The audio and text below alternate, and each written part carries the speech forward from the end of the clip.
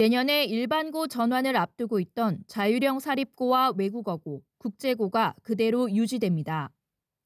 해당 학교들의 운영 근거를 담은 시행령 개정안이 국무회의를 통과한 겁니다.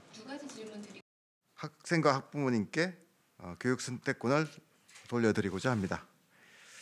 아울러 일부에서 우려하는 사교육 과외를 예방하기 위해 입학 전형 방식을 개선 보완하고 학교가 취지에 맞게 운영되도록 적극적으로 조치하겠습니다.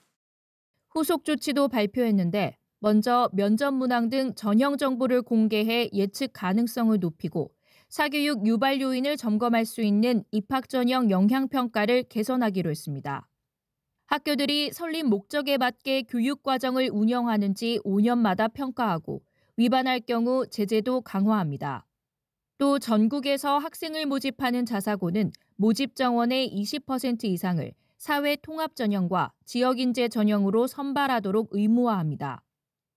그 사회적인 어떤 책무성을 강화하는 대표적인 예가 될 것이다. 또 하나가 전국 단위 자사고가 그 지역에 있으면서 그 지역의 어떤 정주 여건 개선에 기여할 수 있는 그런 차원에서 지역 인재 선발이라고 하는 것도 좀 의무화한 그런 측면이 있다라고. 이와 함께 지역의 특성을 살려서 교육 과정을 혁신하는 학교들을 자율형 공립고로 선정해 올해 3월부터 시범 운영합니다.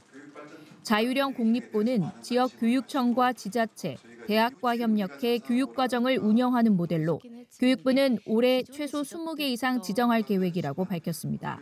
EBS 뉴스 이상미입니다. 올해 중학교 3학년에 올라가는 학생들이 고등학교에 진학하는 내년부터는 내신 경쟁이 다소 완화될 거란 기대가 많습니다. 지금의 9등급 상대평가 체계가 5등급 상대평가로 바뀌고 등급별 범위가 늘기 때문입니다. 자사고나 외고, 국제고에 도전하려는 학생들이 더 많아질 거란 분석이 나오는 이유입니다. 학종에서 일반고에서 조금 더 우위를 점하고 있었던 또 교과 전형에서 우위를 점할 수 있었던 점이 특목고에게로 다 옮겨가게 됩니다. 그래서 상대적으로 내신에서 좀 자사고가 외고가 좀 불리했었는데 이거를 완화하기 때문에 교육계에선 이렇게 고입 경쟁이 치열해지면 사교육 시장은 지금보다 더 과열될 것이란 걱정이 많습니다. 실제로 월 150만 원 이상 고액을 사교육에 쓰는 중3 학생 비율을 따져봤더니 외고 국제고에 가려는 학생 가운데는 19.5%, 자사고 희망 학생 가운데는 15.7%가 사교육비를 크게 쓰고 있었습니다. 고액 사교육비 지출 비율이 7.2%에 불과한 일반고 희망 학생보다 비율이 2배 넘게 높습니다. 자사고나 특목고에 가는 학생들이 누구이냐, 누가 특혜를 보느냐 이런 부분들을 봤을 때 과도한 사교육비를 지출할 수 있는 경제적 배경이 있는 학생들이 수혜를 입고 있는 것 아닌가. 이것은 사교육비뿐만 아니라 교육 격차를 보여주는 증거가 아니겠는가.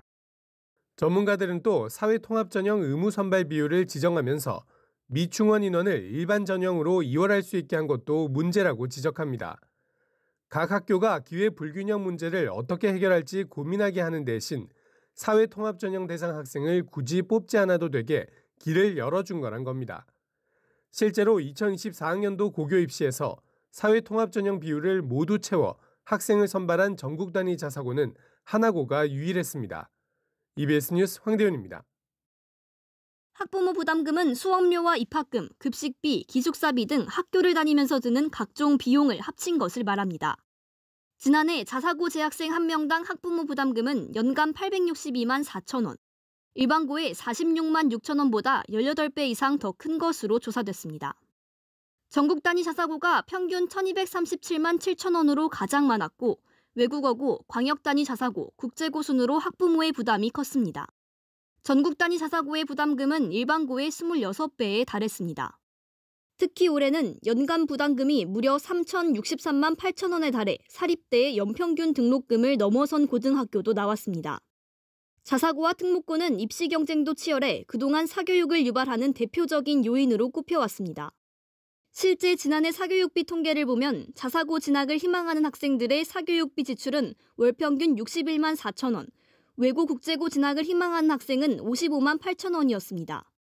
일반고 진학을 희망하는 학생들의 36만 천 원의 최고 1.7배 수준으로 사교육비 규모도 크고 증가율도 가팔랐습니다. 정부는 자사고와 외고, 국제고를 2025년부터 일반고로 바꾸려던 정책을 유지로 선회한 상황. 여기에 내신 경쟁을 현행 9등급에서 5등급으로 완화한 대입 개편의 영향으로 자사고와 특목고가 입시에서도 더 유리한 위치에 서게 될 것이라는 전망이 많습니다. 과도한 학비가 지출되고 또 여기에 입학 경쟁을 위한 사교육비까지 지출이 되기 때문에 부모의 경제적 배경에 따른 교육 격차를 유발하는 자사고와 외고, 국제고의 존치를 담은 초중등 교육법 시행령 개정안 입법 예고 절차는 오는 22일에 완료됩니다. 부모의 경쟁력이 자녀의 교육 격차로 이어지지 않도록 보완책 마련도 서둘러야 한다는 지적이 나옵니다. EBS 뉴스 배아정입니다. 전국 단위로 학생을 모집하는 자사고 민족사관고등학교에 올해 입학한 신입생은 153명입니다. 강원도 횡성군에 학교가 있지만 서울과 경기 출신 입학생이 118명으로 전체의 77%를 차지합니다. 반면 강원도 출신 학생은 7명에 그쳤습니다. 전국 단위 자율형 사립고등학교 입학생의 수도권 쏠림 현상이 여전히 심한 것으로 조사됐습니다. 올해 전국 단위 자사고 9곳에 모두 2,320명이 입학했는데 이 가운데 51.3%가 서울과 경기 출신이었습니다. 경쟁률이 높은 학교일수록 서울, 경기 쏠림 현상은 더 심했습니다.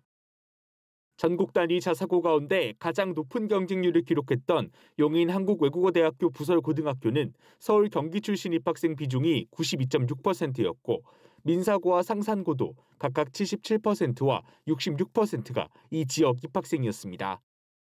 사교육 인프라가 잘 갖춰진 지역 출신 학생들의 비중도 큽니다. 서울에서 전국 단위 자사고에 진학한 학생 가운데 64%는 강남구 등 사교육 과열지구에 살거나 국제중 졸업생이었습니다. 경기 지역 입학생들도 마찬가지여서 이들 가운데 70%는 사교육 열기가 뜨거운 지역 출신입니다. 특히 사교육 과열지구 쏠림 현상은 결국은 과도한 사교육비를 지출할 수 있는 부모의 배경을 갖고 있느냐의 유무에 따라서 교육 격차가 발생하기 때문에 교육 불평등을 조장하는 부분.